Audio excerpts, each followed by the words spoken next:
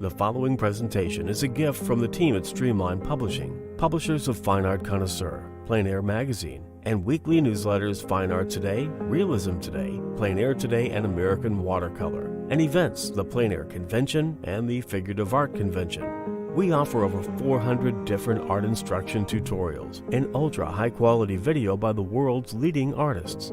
If you like what you see, help us support our artists and our team with your purchase. Each video aired has a special discount code for today only in the comments section with a link to the video offered.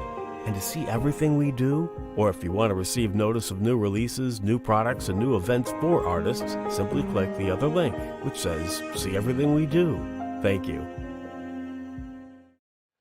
Hi, I'm Eric Rhodes, publisher of Fine Art Connoisseur and Plein Air magazines. Today we have something special for you, a vintage classic from Lilidal, and it's called Azaleas and Oranges from the great Robert Johnson.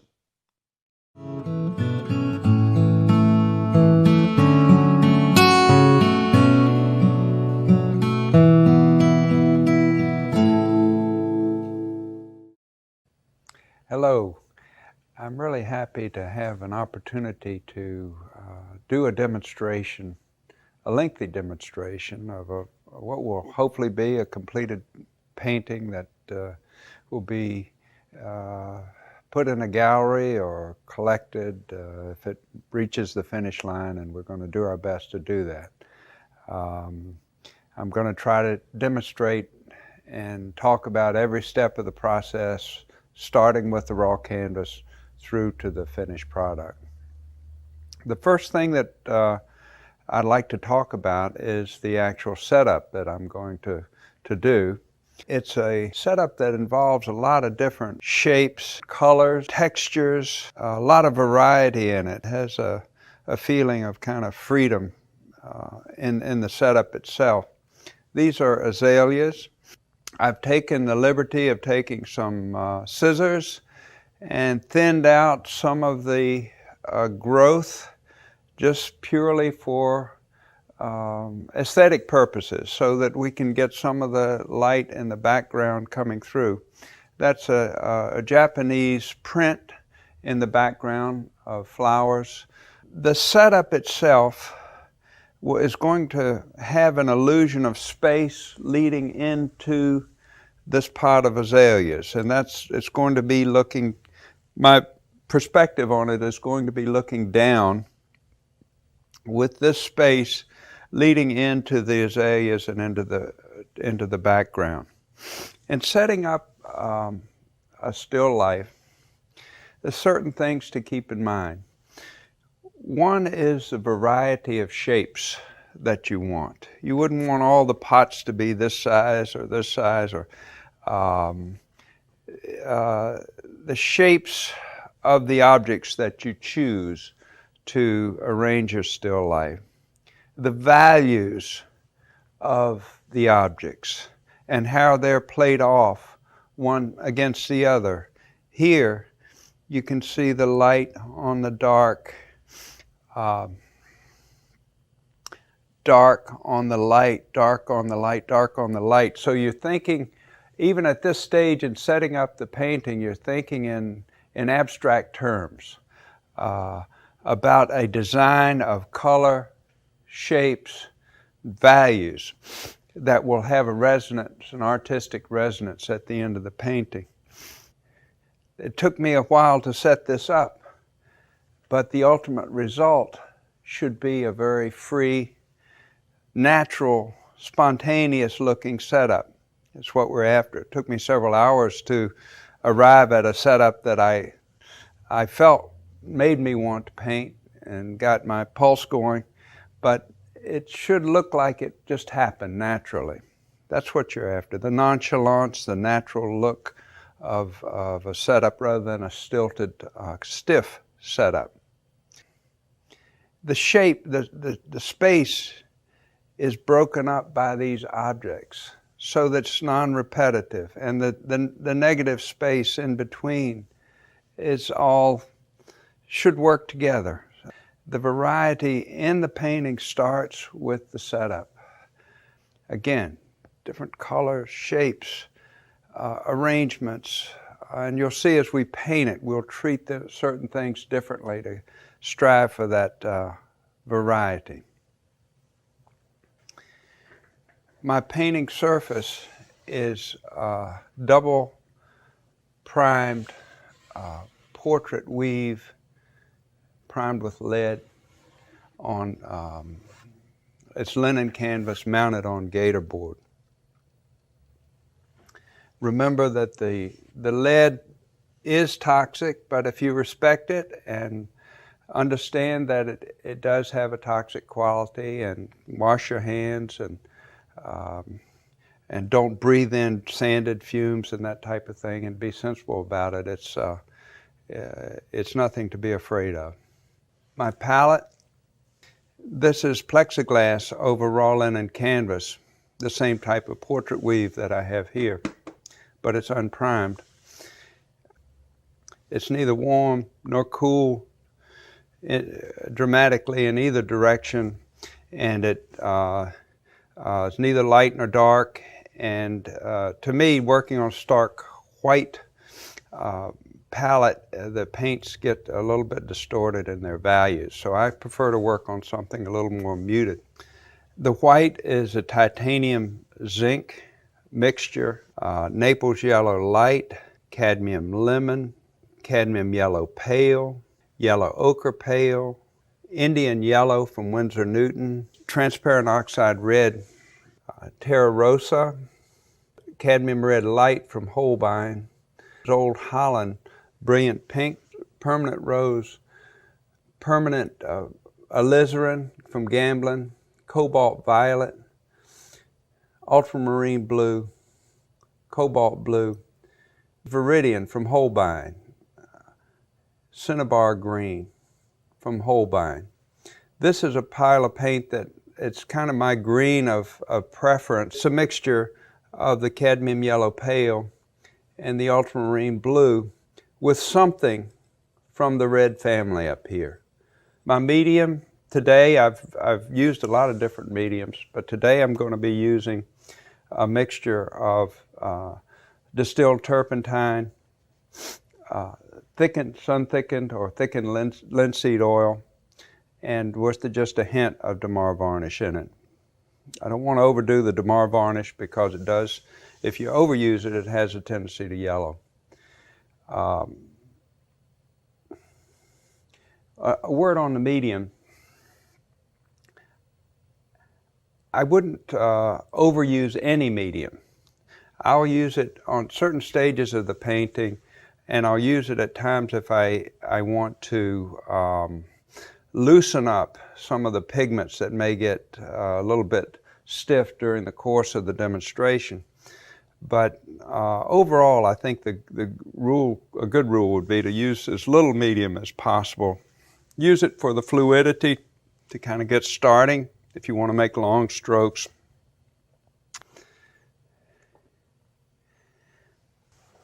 To start a painting, I don't like to paint on white canvas.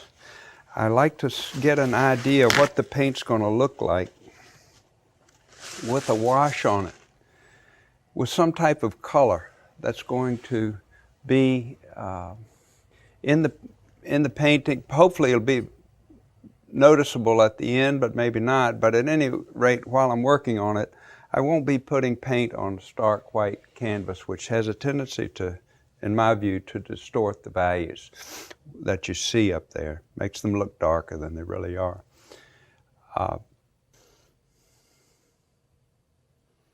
So let me get started with a wash. Now I'm going to, the fancy word for it is an Imprimatura, but it's just a wash of certain pigments with mineral spirits in them just to kill the white of the canvas and get into the painterly world of painting, and to, sometimes if you're successful doing painting, you can leave some of this wash and it will form a part of the painting. So, and the other thing I'd like to start right at the start and start working in an artistic manner. So when we put we're going to put over certain areas, start designing the painting right now by thinking about what's ultimately going to be placed in the various areas of the painting. Okay, so I'm going to take some pigment and dilute it, and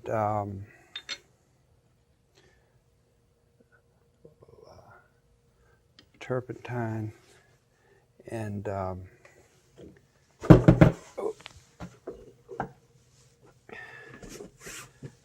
just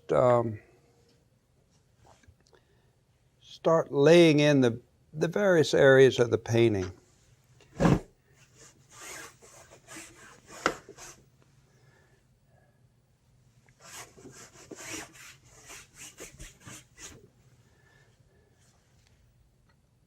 Thin coat, and what will happen after I get this in, it's a little bit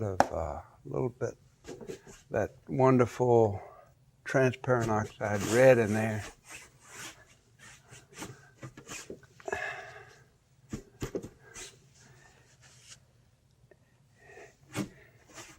Thin, and while the painting progresses, as time lapses, you'll see that this will start setting up, and it won't be very long before we'll be able to work right over it.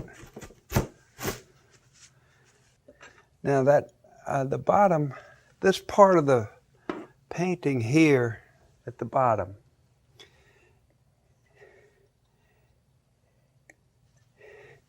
it's got a lot of going on in terms of color and shapes, but the predominant element there is that oriental rug. And I'm going to try to introduce some pigment down there that's terra rosa. Maybe a little bit of cadmium in there.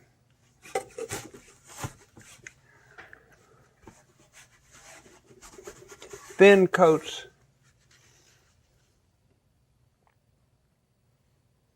I would say that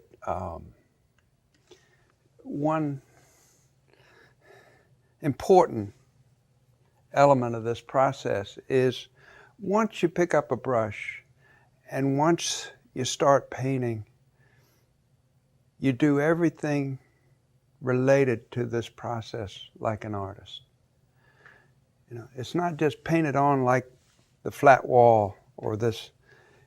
It's getting you into that wonderful realm of art.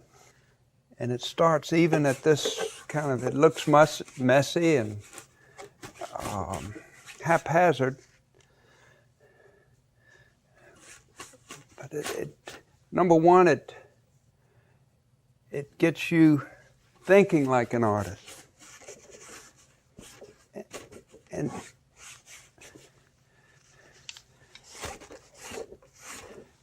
number two, if things work, we might be able to use some of that terra rosa with the cadmium in it at the end to create some of that variety and in color and value and brush strokes that I think that I strive for in my painting. There's a big mass of dark there, and just to kind of get a feel for that,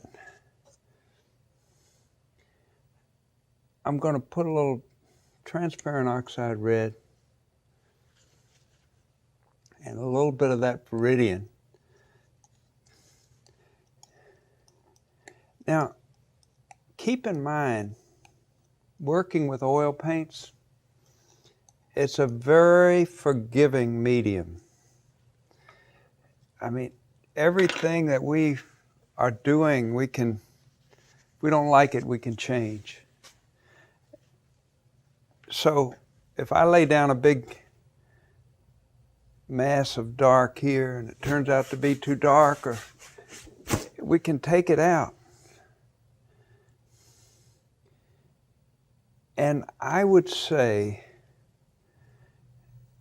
that when you understand that oil paint is forgiving and you can make changes with whatever you do, it's a very liberating thought and feeling. Then you can take chances, do things you wouldn't normally do. Because you know anything you do, you can always bring it back or go back to where you were or take it forward to another design or color or whatever. Try to be free with your paints. That means when I squint, and I encourage you to squint a lot,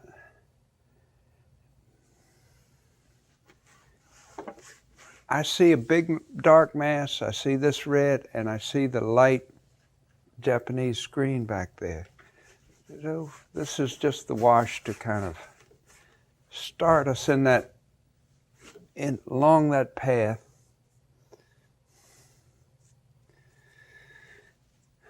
We know that's going to go off, so let's see what it's going to look like. You know, the big abstract shapes.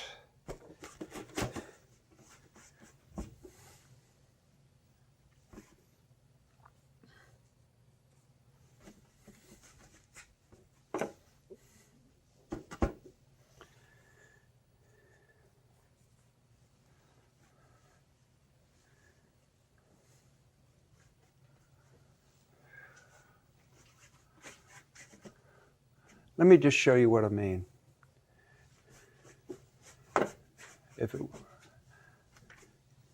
Let's just say, for instance, just for demonstration purposes,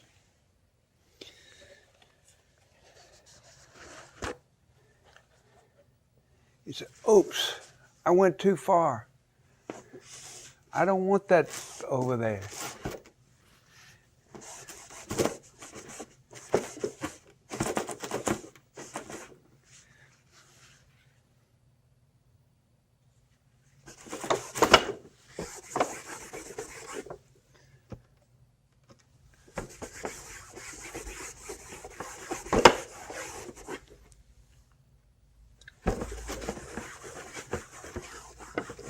Voila, then you don't hesitate to take chances and make big strokes.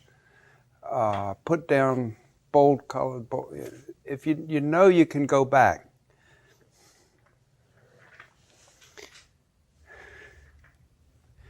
That's the start. That's just a wash. The fancy artsy word is imprimatura, but it's basically just a wash to get you started, to know that you're working into a color. The canvas has a vitality to it. You're in an artistic world.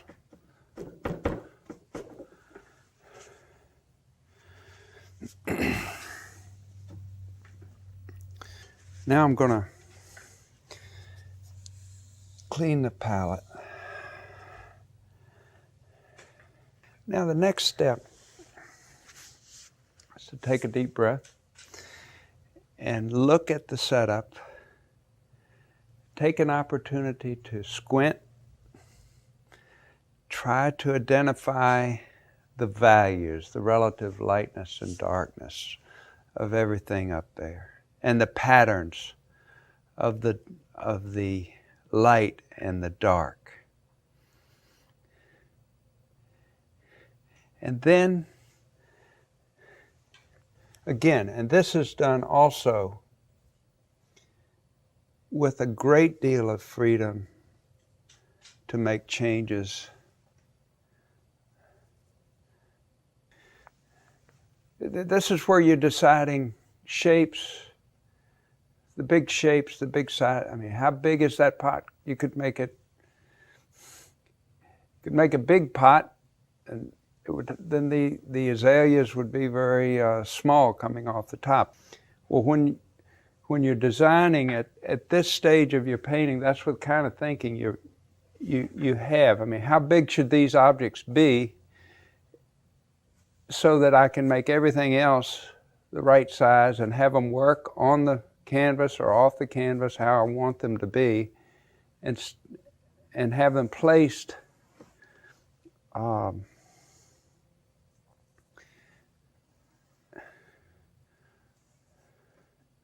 so that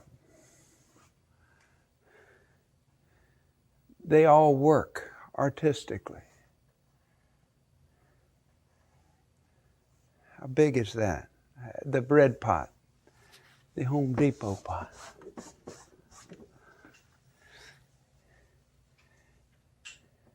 And you're always thinking about how one object is going to relate to another in terms of size and value. Push this over too far, then the little green ginger jar is going to have to go off the edge, and I don't think that's going to be a good artistic choice. So let's try it right there. It's the biggest container we have to deal with, even though it kind of disappears into the green when you squint, but it's still a big object, and everything out here is going to have to be related to that.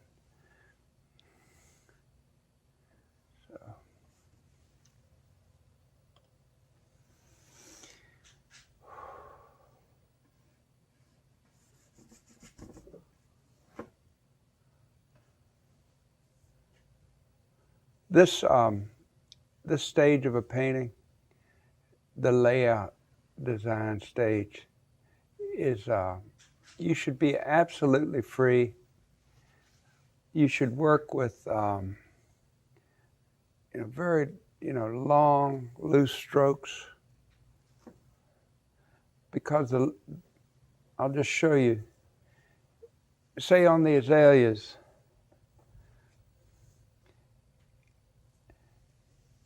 if you're designed for the pattern of the azaleas or something like that, if you actually, at this stage of your painting, make strokes that are that long, it helps you tactily with your brush relate this mass up here with this mass.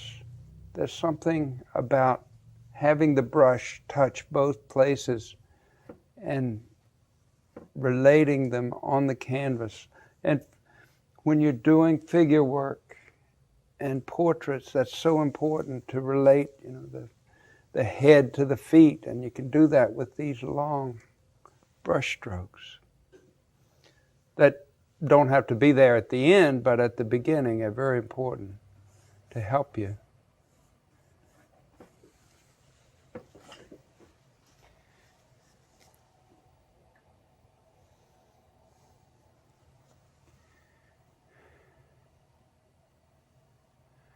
Try to relate how everything is going to be placed.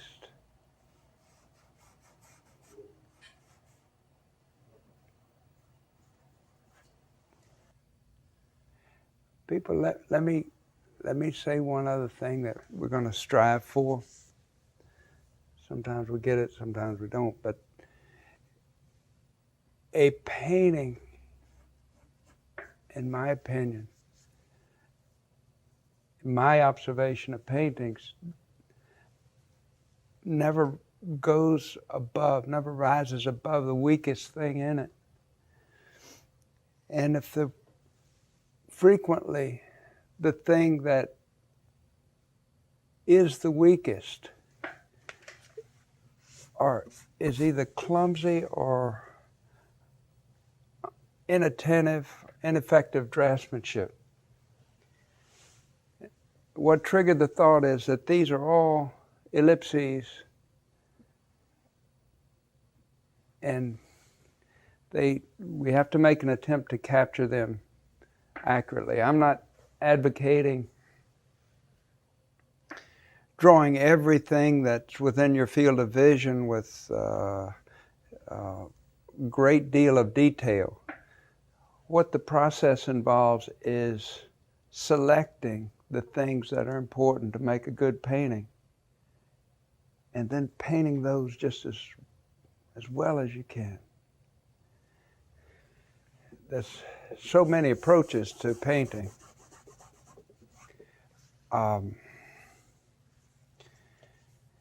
So many ways to start, so many ideas, so many end results that, from abstract all the way to super realism. It seems like to me that as I've gone around and taught and seen other artists progress, it's very important to analyze your own ideas about beauty. What do you think is beautiful in a painting? If you like John Singer Sargent and want to paint like him, it's kind of wasting time to paint like Matisse. Unless you really love Matisse, then try to paint like that. But they're different worlds.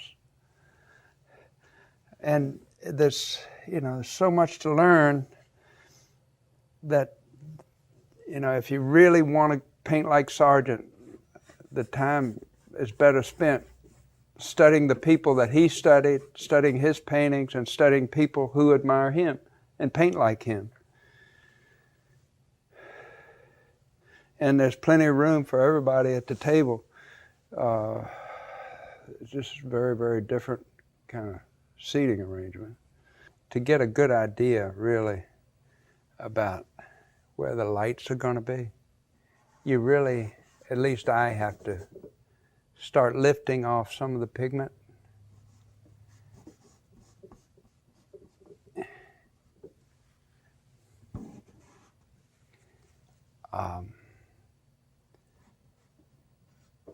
Because, why is that? It's because values are so important. They're really the most, the light, the play of the light and the dark and how you handle it are really the big compositional elements. The things that give power to your painting, the lights and the dark shapes.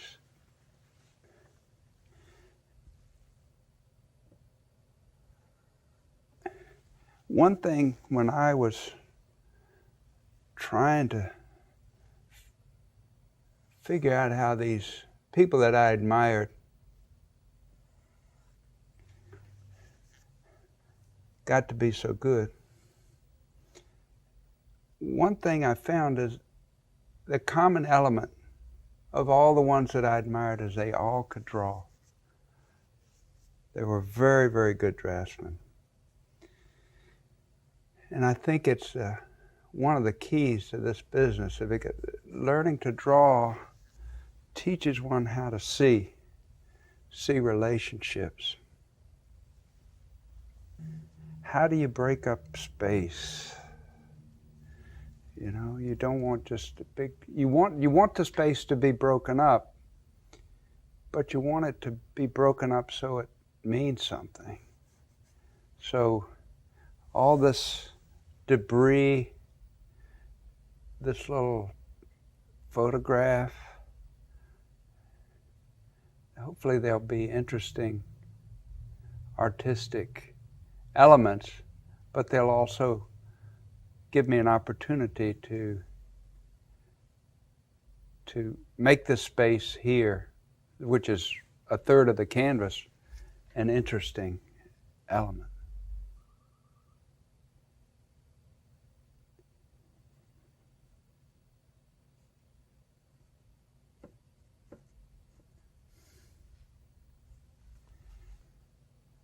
I'm going to try to establish, where the lights are going to be. Now, we're working here with several light sources. At my studio, I like to work with single source north light, daylight. If you can get that, that's something to be strived for. But we're doing a video here. We have, if you see the setup, there's several different spots of light on all of the objects. Not just one highlight, which would be the case with single source light. If you see, even on the orange here, because we have competing light sources, there's several different highlights, but there's one, when you squint down, that predominates. That's the one you want to capture.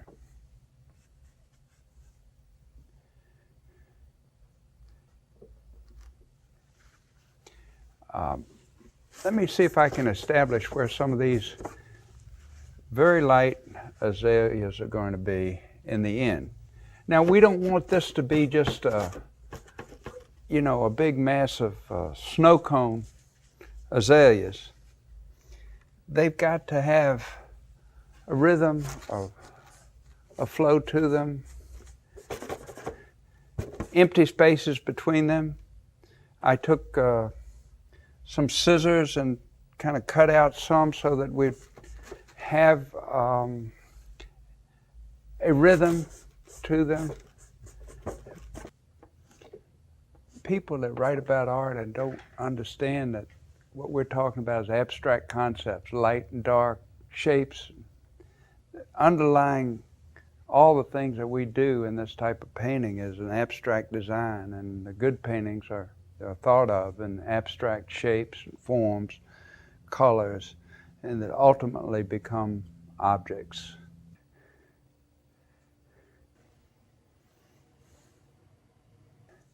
So to get some feel going on the final painting, that is the value separation between the azaleas and the stems and the leaves of the azaleas, I'm going to use a big brush just to see if I can get it moving in a broad manner with the transparent oxide red, and the Viridian is a thicker version of that wash. The idea being that I'm going to establish some of the darkest darks in the painting, which to me appear to be those dark leaves and areas in between the leaves. And then I'm going to jump in with some of the lights.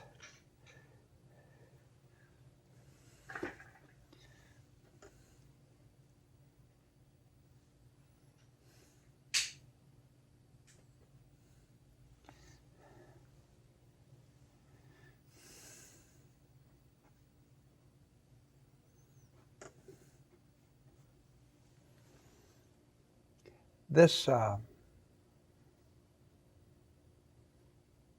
Viridian is the only Viridian I've found that I really enjoy working with. It's Holbein.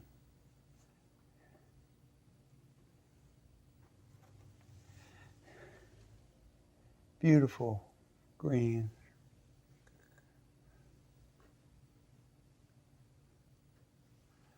If it's too dark, you can lighten it up. But I guess the general idea in this whole business is that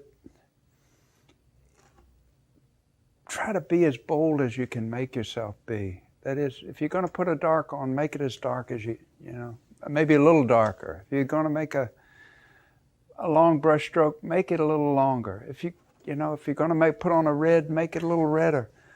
A lighter, and you can always back up.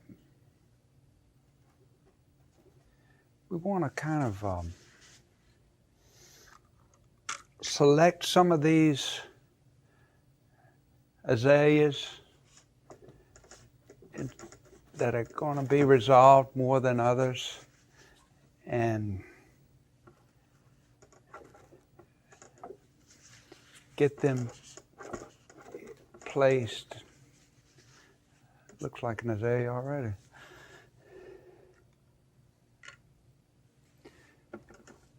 This, if you work big, instead of drawing out everything, you get an idea of the finished painting pretty quickly.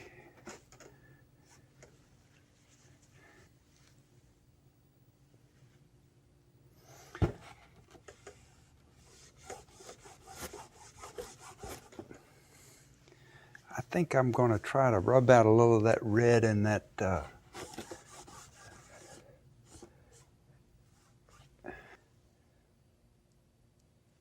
I'm just lifting up just a little pigment so that it's not so red in there. A little too blue.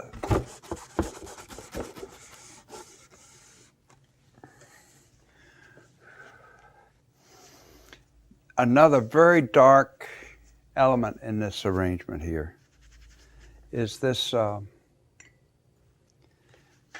big red pot with the azalea. I just want to get an idea for that value. Permanent alizarin, gambling.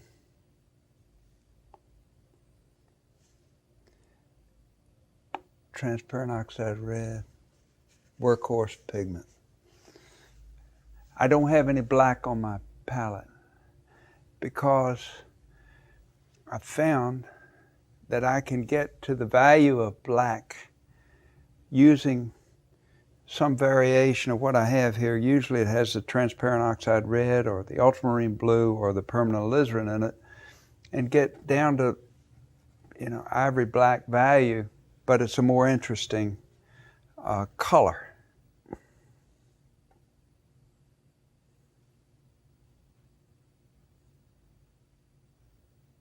Pretty soft brush.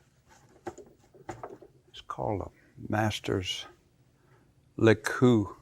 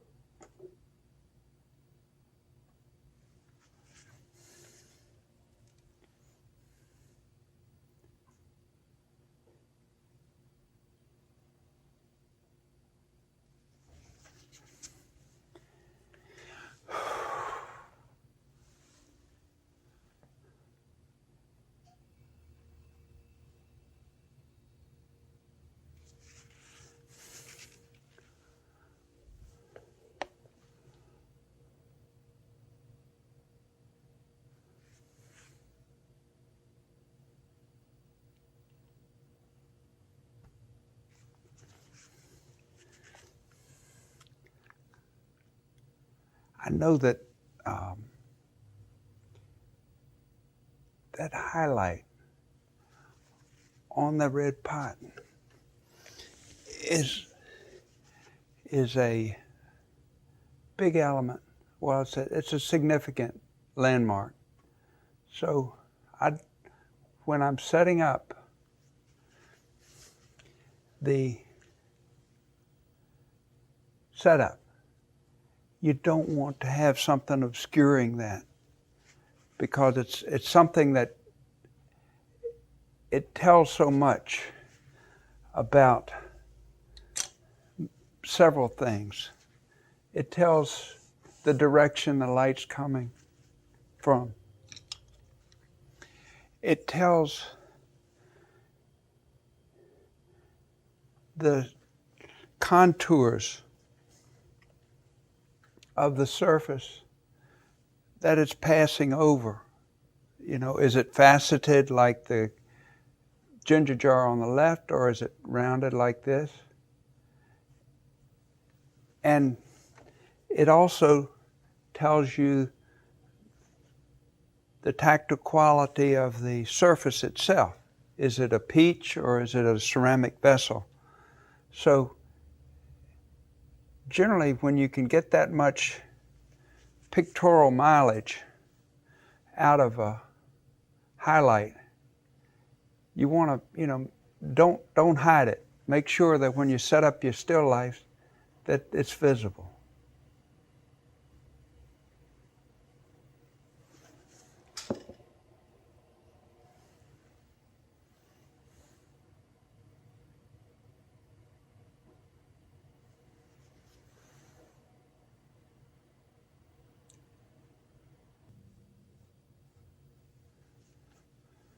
When light hits the surface, it kind of flows across it like water,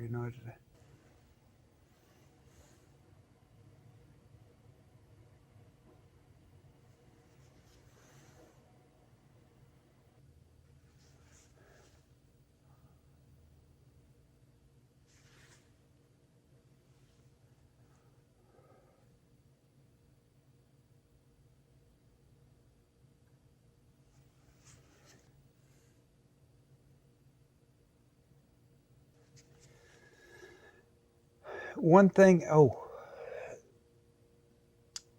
this, we've kind of subtly moved into the next stage of the painting process. This stage is very different from the beginning stage, where everything is loose and open and in your mind changeable. You're putting it down to get a feel for relationships and placement, and with the idea that things can be changed. This stage is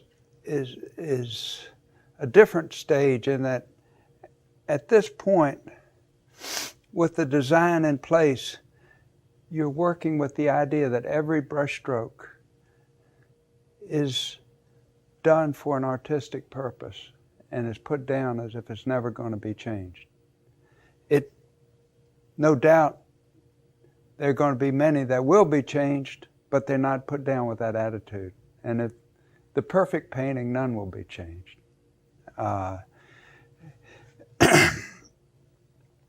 So they're put down with the idea that they're describing something. They're the very best that you can do at that point to capture what you're trying to capture. They're not put down with the idea that I'm going to come back later and really make it good. They're all put down with the idea that this is it. This is the best I can do at this point in my understanding and knowledge of painting and my control of my materials. While I'm here on this azalea, this is the best I can do to describe that. By concentrating and making your brushstrokes descriptive and deliberate, it gives that variety that you're after.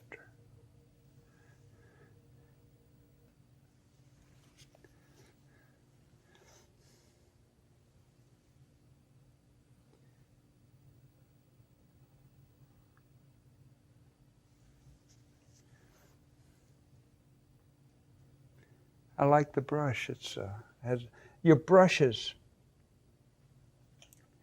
Let me comment while I'm painting, because this brush is responding very well. When you're selecting your brushes, what you should look for to do this kind of painting, they should come to a sharp edge, which this one is doing. They should have spring to it, so you can, when you pick up paint, you can pick up a generous quantity of paint and put it on. Spring. They should be durable. You know, the hair shouldn't start coming out and ruining your painting, and they should last. They don't have to be the most expensive brushes.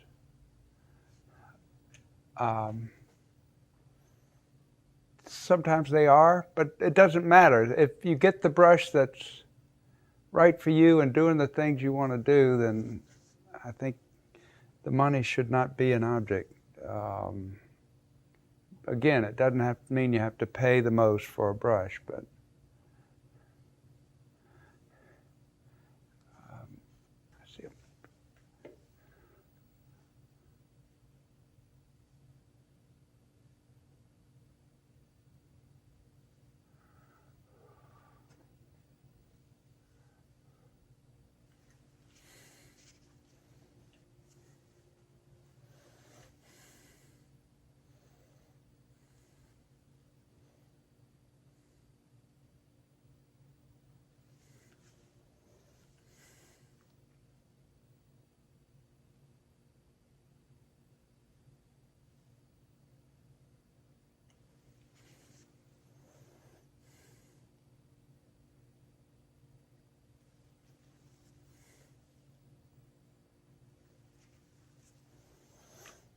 What I'm, at this stage, you know, the thing that I think we've got that's pretty good, and hope we can build on it, is the value relationships between the light and the dark, and kind of a design for it that we can push forward at this point.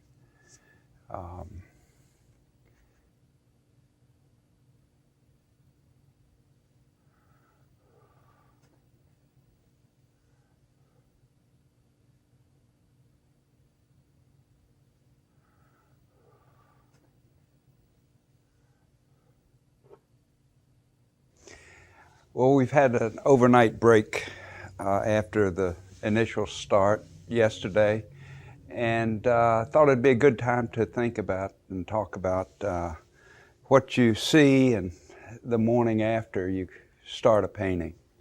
Well, first, I think that when you first come into the studio, that your first impression of the painting is very valuable. So take a moment, take a deep breath,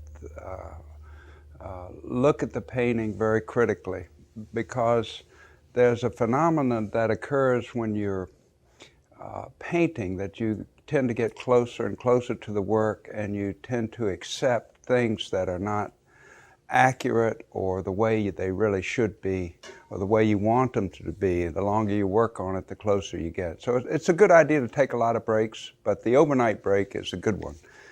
And also there's subtle changes in the paint itself overnight. Tends to get ever so slightly duller as it dries. So you want to take a look and see what's happening to the paint itself. Treasure that first look. It's usually a very honest look before you start getting into it. And the setup itself, especially if you're working with flowers, they tend to have a tendency to change overnight. And it's important when you're painting flowers to not chase the movement of the flower. If you're painting a tulip will go down as it's cut, and then the next day it'll go up and follow the light, and it'll drive you crazy if you try to chase that movement. And the flowers also will tend to droop a little with age. You have to freeze the pose that you're going to take with the flowers, and go for that rather than chasing the changes. We freshened up the azaleas a little with a fresh plant in the back. The other one was drooping a little, and we removed the cut azaleas that are lying down flat overnight and kept them in water. I have this Japanese screen back here that I like a lot, but I'm going to take some liberties. There's some look like lilies, reddish type of lilies that are down at a little bit behind this area over here. So I'm going to see if I can work a little bit of that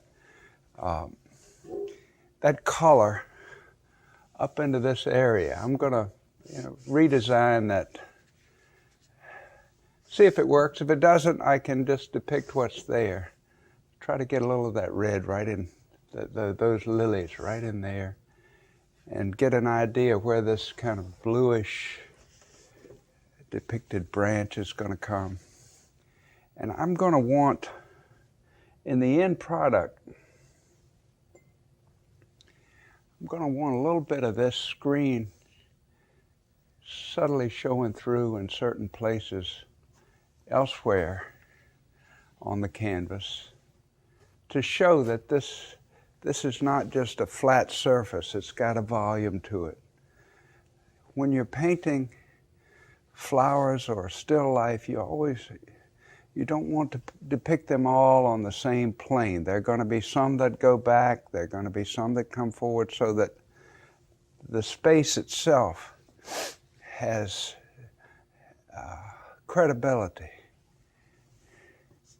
A little bit of that. Let's see how close we are to being on target with some of the foliage. That's the green that we talked about, it's a mixture of cad yellow pale and ultramarine blue with something from the red family. I believe this was cad red light.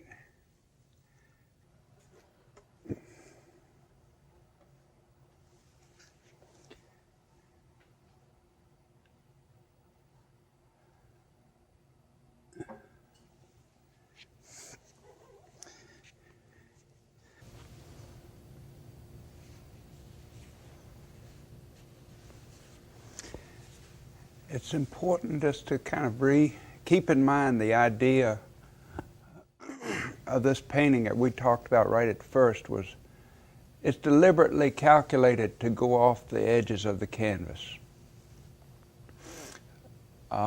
Different kind of designs that also can create a lot of power is by having a small object with a lot of space around it. This is kind of just the opposite. This is trying to create some power by creating the illusion that it's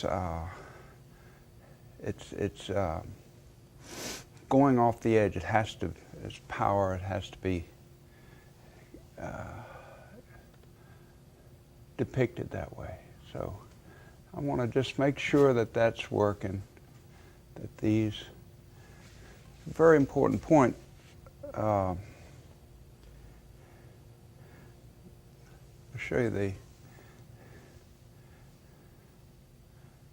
this particular azalea leaf there looks light because it's laid in over the dark. The very same pigment from the same pile, same color value, everything. Looks dark. It's laid over the light.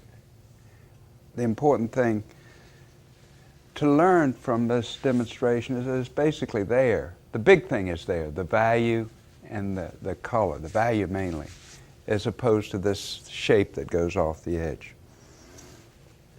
So let's see if we can lay in some of those in a little more subdued manner just to get a feel for them. This is the Naples yellow light, cinnabar green, and cobalt violet.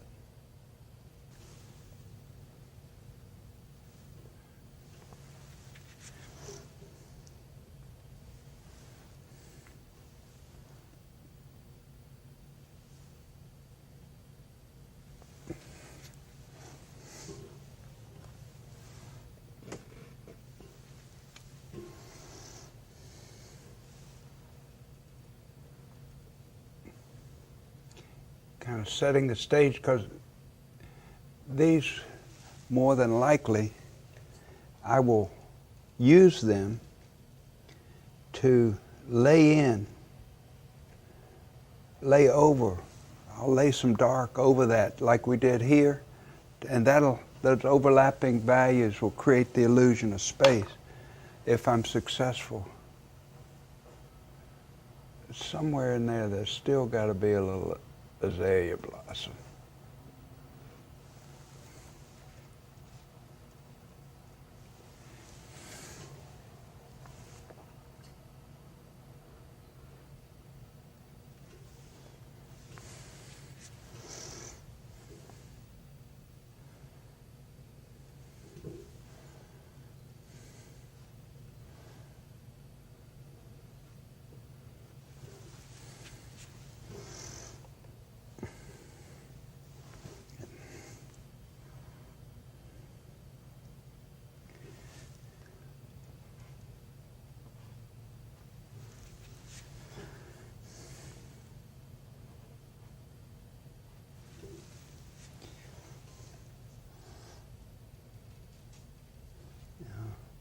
I am laying in light colored azaleas But let me show you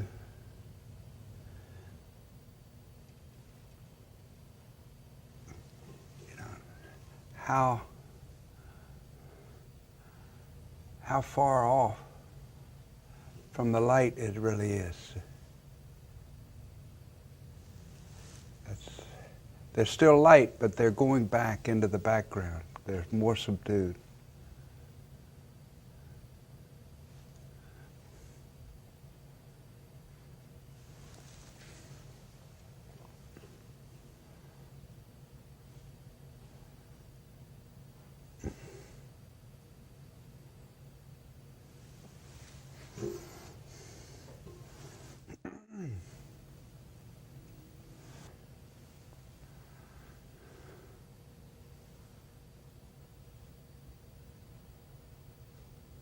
Let's see if we can use a little bit of that, a little bit of the background of that pigment under there to get the darker side of the azalea. If you can use that, it frequently will look better, look more concise.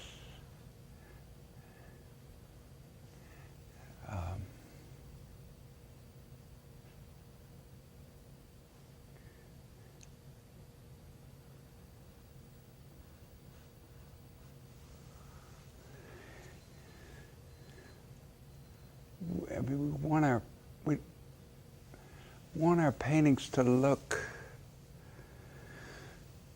concise, economical, no wasted effort. I think we've got a pretty good anchor. I think this would be a good area for a resolved clump. Just feels right that that's where it should go.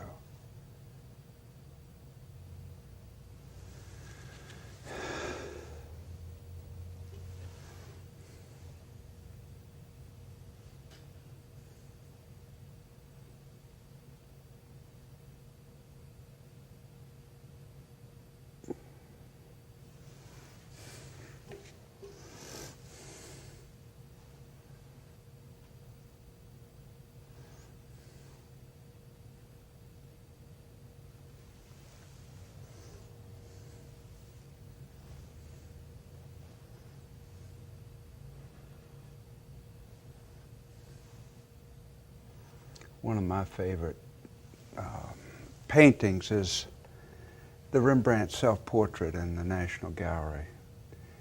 And I think one of the reasons that I like it so much is the economy. Every brushstroke is in there for telling a little story, and the way he used the ground to depict middle tones, and just as if it was a master really working at the peak of his skills, knowing what he was doing, and not wasting a stroke. Let's see, what would be fun is let's see if we can really make a punch here with some thick paint.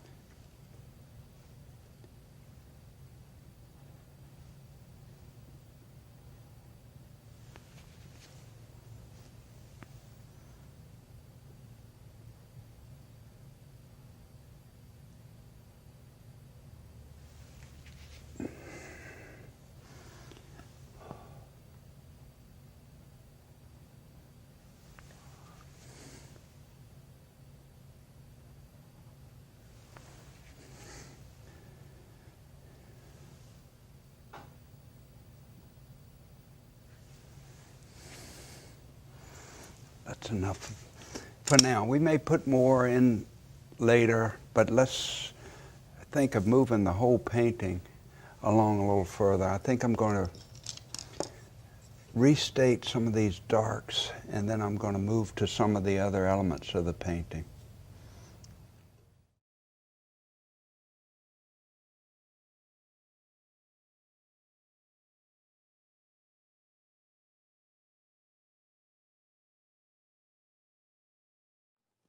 Well, that was Azaleas and Oranges from Robert Johnson, and you can learn more about it at lilyartvideo.com. Remember, there's a special discount code for you today only in the comments section.